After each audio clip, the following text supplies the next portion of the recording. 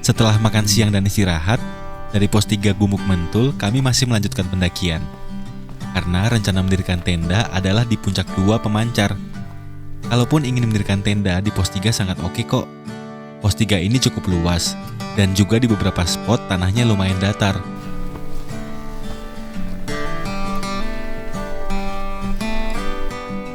Jarak dari pos 3 ke pos 4 sejauh 500-an meter. Biasanya ditempuh dalam waktu setengah jam. Medan yang dilalui semakin menanjak dibanding dari pos 2 ke pos 3. Cukup berat di awal, karena kaki yang tadinya panas kembali dingin setelah istirahat. Dan nafas juga harus diatur dari awal, jadinya jalannya ya pelan-pelan gini. Gak apa-apa sambil nikmatin pemandangan, lumayan view-nya juga lagi terbuka.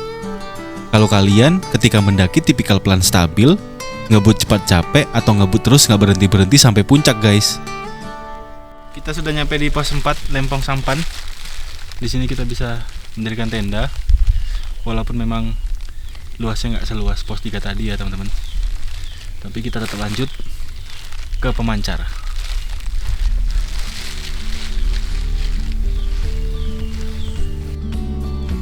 Sebelum sampai ke pos 4, di perjalanan tadi sempat turun hujan. Sampai pos 4 pun pandangan sekitar tertutup kabut tebal. Alhasil, medan yang dilalui menjadi cukup licin. Sepanjang perjalanan sudah tampak bunga Edelweiss. Kalau kata orang dulu, belum gunung namanya kalau belum ada Edelweiss-nya. Saya sempat bingung dengan perkataan orang tersebut. Saya cari-cari, iya, ternyata alasannya memang karena bunga Edelweiss hanya bisa tumbuh di dataran tinggi. Jadi kalau belum tinggi ya bukan gunung namanya. Ya make sense sih.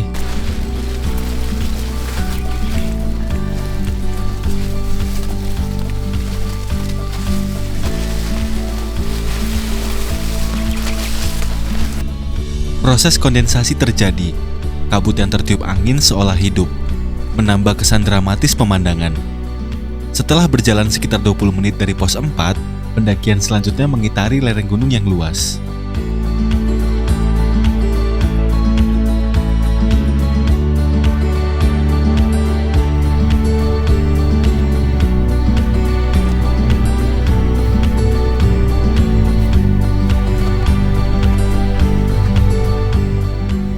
Mas, kabutnya tiupin mas. Kurang kencang. Ke atas dong, jangan ke bawah. Orang tua diajak guyur. Dari sini sudah terlihat garis batas darat, menandakan sepertinya kita sudah mau sampai ke tujuan selanjutnya, yaitu puncak 1 Woto Gubuk. Seperti yang sudah saya sampaikan sebelumnya, kami akan mendirikan tenda di puncak 2 pemancar. Kenapa? Karena total ada 7 puncak di Gunung Merbabu via Tekelan ini, dan jarak yang ditempuh dari pos 2 ke puncak terakhir triangulasi sejauh 2,3 km. Kalau mendirikan tenda sebelum puncak 2, rasanya akan lebih melelahkan. Oke teman-teman, kita udah proses pendakian menuju ke pemancar. Tadi kita ternyata udah melewati Woto Gubuk, karena tadi kabutnya gede, jadi kita nggak kelihatan jalurnya tadi untuk yang ke sana. Mungkin nanti pas kita turun kita ke sana. Dan ini perjalanan menuju pemancar. Treknya rada-rada ekstrim, banyak batu-batunya. Stay safe. Kita lanjut.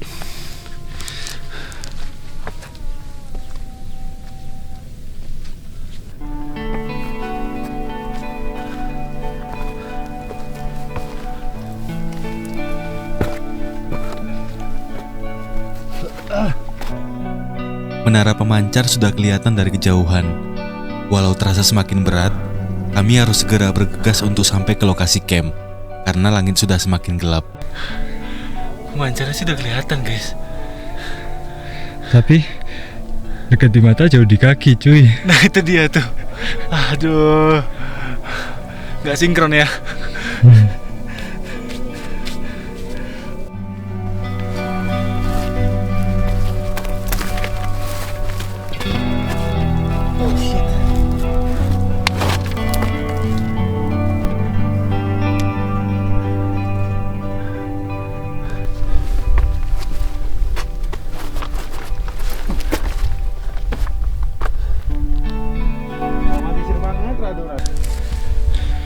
Oke. Finally, we got this. Untuk malam ini Kita sampai di sini dulu. camp di sini ya. Oke teman-teman, kita sudah nyampe di puncak kedua, yaitu Pemancar. Ketinggiannya di 2847. Ini kita mau nyari lokasi tenda, tempat kita dirikan tenda nanti, sama nanti sekalian mau nyari mata air. Informasi dari base camp sih, dari sini itu sekitar 200 meter jalan ke titik mata airnya. Kita harus ke sana soalnya air kita nggak cukup untuk masak nanti. Ayo langsung aja.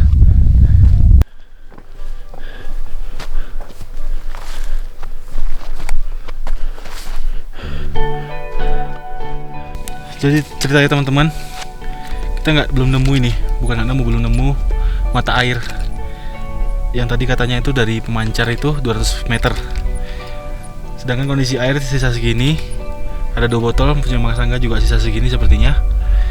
Tapi kita kayaknya rencananya mau mendirikan tenda dulu di sini supaya beban juga terlalu berat. Nanti habis kita dirikan tenda, baru kita coba cari lagi mata airnya di mana.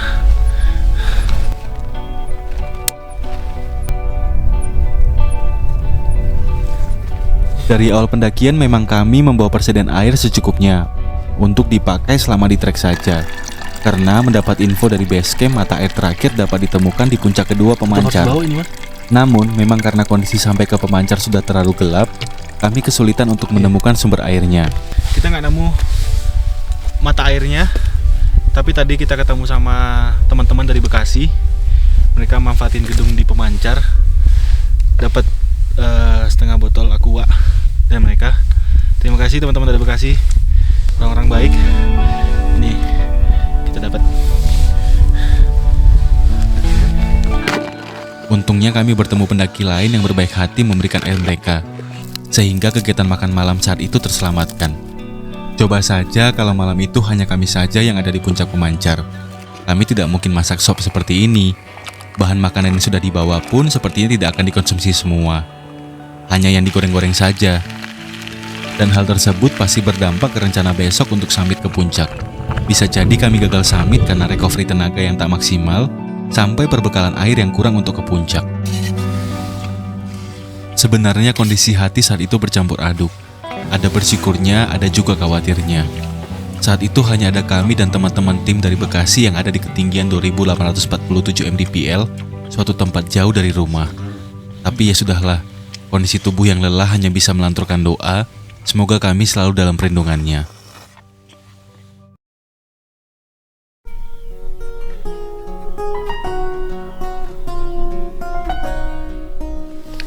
Selamat pagi teman-teman. Kita baru tersadar di jam 7 kurang sedikit. Rencananya sih harusnya jam 5 kita berangkat. Tapi yang namanya manusia membuat rencana ya Tuhan yang menentukan. Sulit ya mas? Enggak, males kita. Males ya. Karena kondisi saat ini di Pemancar lewat sedikit, kita ngecamp di situ, kondisinya masih tembok, masih putih semua. Tapi kita tetap berencana untuk muncak. Paling kita prepare beberapa perlengkapan yang perlu kita bawa, mungkin kamera, mantel, terus aqua. Nanti kita mau coba nyari mata air di sana untuk sarapan pagi nanti. Itu aja teman-teman. Sebentar lagi mungkin kita berangkat. Oke? Oke teman-teman, barang-barang sudah siap semua untuk kita lanjut ke puncak triangulasi, tempat perhentian terakhir. Ini jam 7:34, setengah 8. Tadi di map yang diberikan di base camp itu perjalanan sekitar 2 jam 10 menit. Itu kalau normal. Udah, kita langsung aja. Semoga on time dan tepat waktu sampai di sana nanti.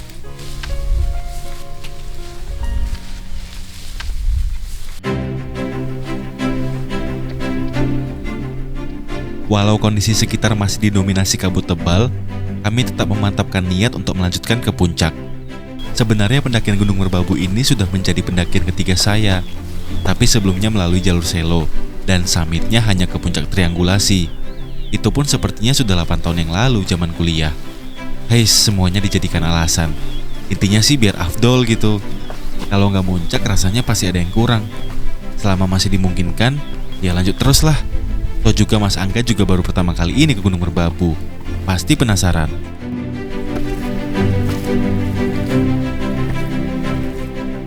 Oke teman-teman, sebelum ke puncak 3 Geger Sapi, ada semacam 2 jalur.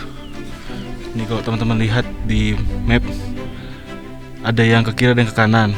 Tadi kemarin infonya dari basecamp ya, yang kanan ini tuh dia lebih terjal naiknya. Yang sebelah kiri ini tuh dia lebih landai. Kita mau nyoba yang sebelah kiri aja.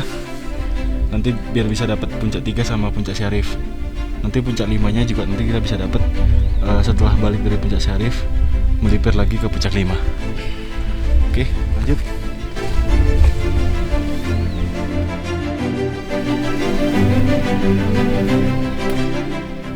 Dari sini medan yang dilalui semakin terjal.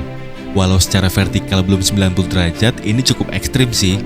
Soalnya di sekitar medan banyak batu kerikil dan bahkan beberapa pijakan adalah bongkahan-bongkahan batu besar. Kalau nggak hati-hati bisa fatal juga. Itu sebabnya sangat penting menjaga kondisi tetap prima saat mendaki ya guys. Di samping untuk endurance, juga untuk keseimbangan dan fokus.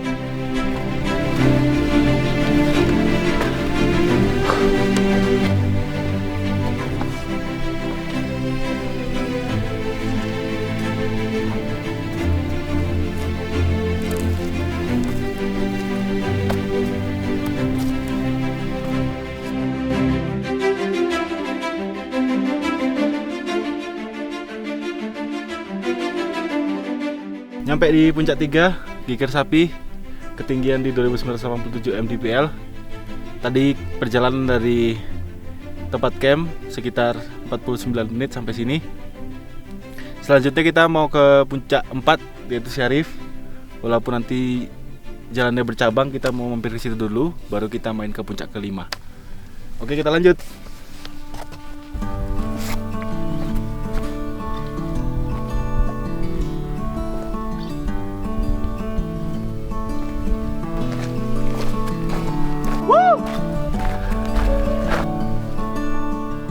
Terkadang di dalam benak timbul pertanyaan, kenapa? Apa yang dicari? Sampai saat ini saya belum bisa menjawab pertanyaan itu. Hal-hal berat yang kita dapat ketika mendaki juga tak bisa sesimpel itu menjadi dasar untuk menjawab. Padahal mendaki gunung sangat jauh dari zona nyaman. Menghadapi medan yang curam, suhu dingin, serta bahaya apapun yang kapanpun bisa terjadi. Sebenarnya saya tak sekuat itu. Entah ini ego atau perasaan yang tulus, gak tahu kenapa langkah kaki ini hanya mengikuti panggilan dari hati.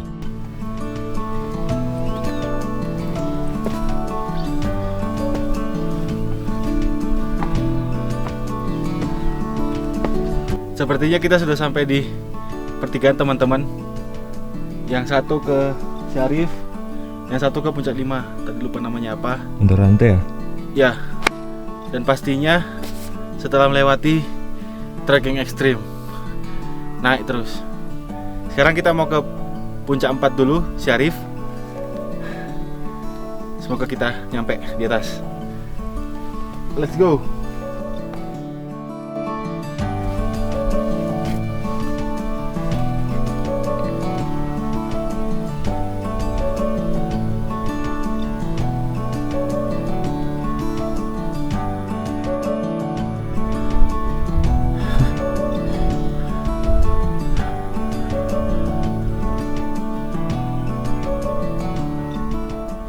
Apakah ini yang dinamakan menyatu dengan alam? Tidak ya teman-teman, ini hanya suatu tragedi. Hal-hal di luar kendali kita dan tak boleh diulang. Karena kita tidak tahu apakah air hujan ini benar-benar bersih. Tapi yang mau gak mau, harus menghemat air. Kuat juga ya.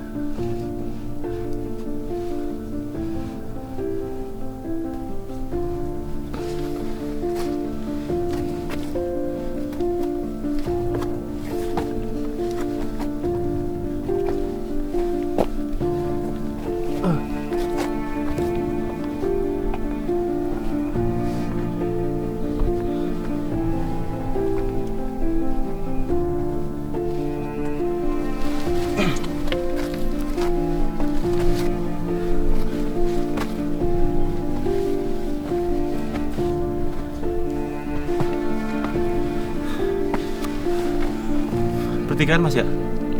Iya kayak itu kayaknya Syarif itu. Iya.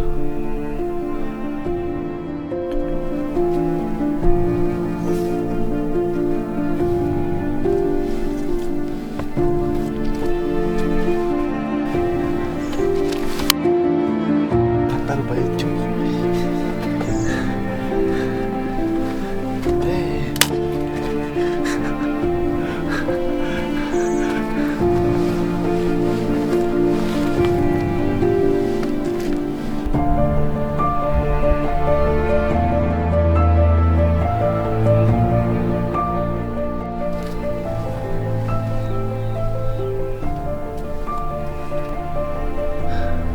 Akhirnya Syarif.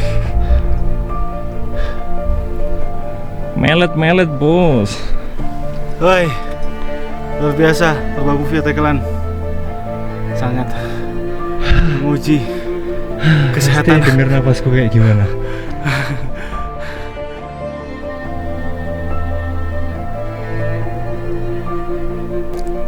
Syarif, Rif, mama men, coki-coki, ngisi tenaga. capek bener. Luar biasa, Mantap Tekelan. Tekelan.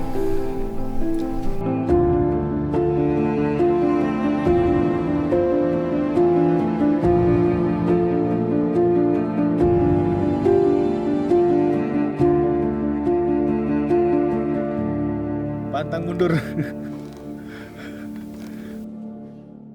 Saatnya kita melanjutkan perjalanan ke Ondorante di puncak kelima.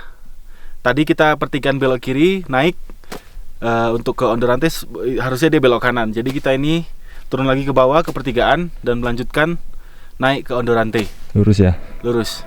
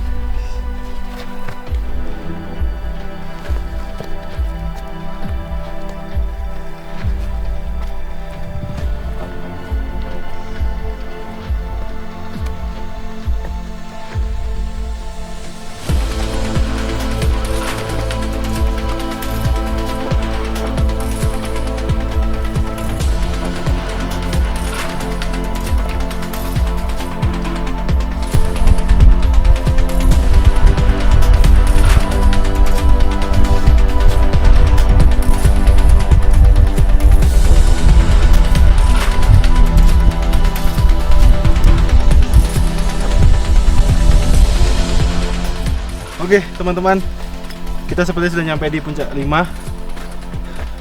Ondo, Ondo, Rante, Onde Mande Onde hati-hati. Mande. Tapi nggak tahu ya, di sini sih nggak ada palangnya. Cuma sudah paling tinggi dari kita tadi. Wis sejajar sampai Sudah sejajar sama Syarif. puncak Syarif.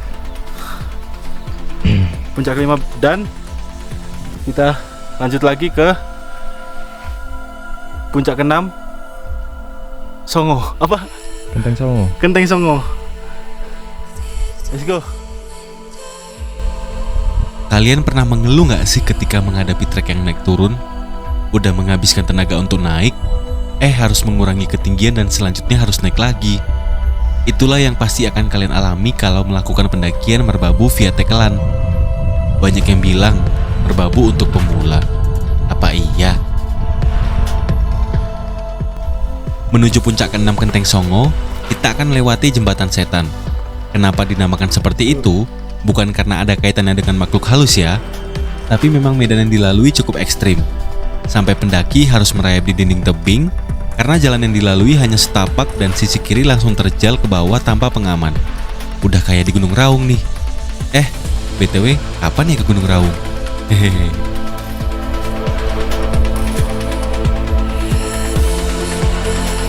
Gimana jalurnya ini?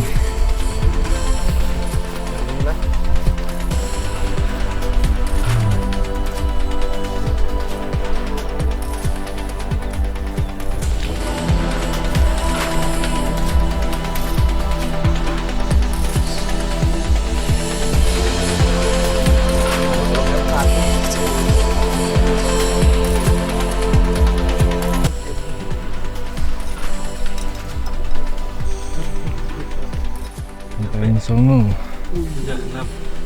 puncak ke-6. Maut jalurnya. 3122 mdpl. Yoi. Nyantai-nyantai dulu mas. Nafasku yo. Senin Kemis. Senin Kemis.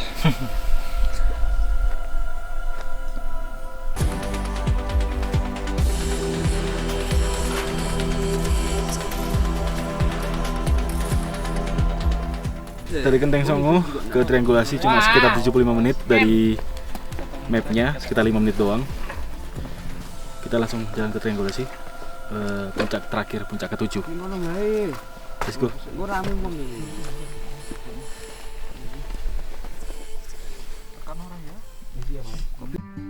Lega rasanya, seperti mendapatkan rapot sekolah dengan nilai bagus. Membaca tulisan di kertas map yang hanya 5 menit lagi sampai ke puncak terakhir, puncak Triangulasi. Puncak ke-7 Triangulasi 3142 mdpl. Pemberhentian terakhir dari pendakian Merbabu via Ketelan.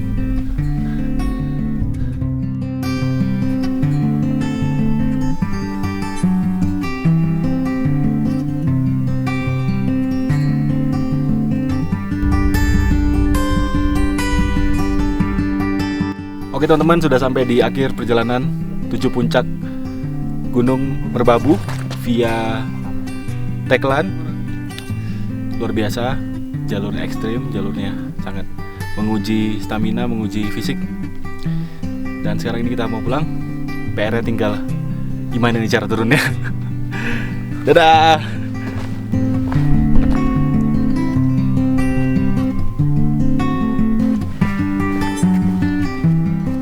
Kata orang, belum cobaan namanya kalau belum dicobain. Tapi menurut saya sih, ini bukan cobaan, melainkan sebuah kesempatan. Terima kasih Gunung Merbabu, sampai bertemu lagi di lain waktu.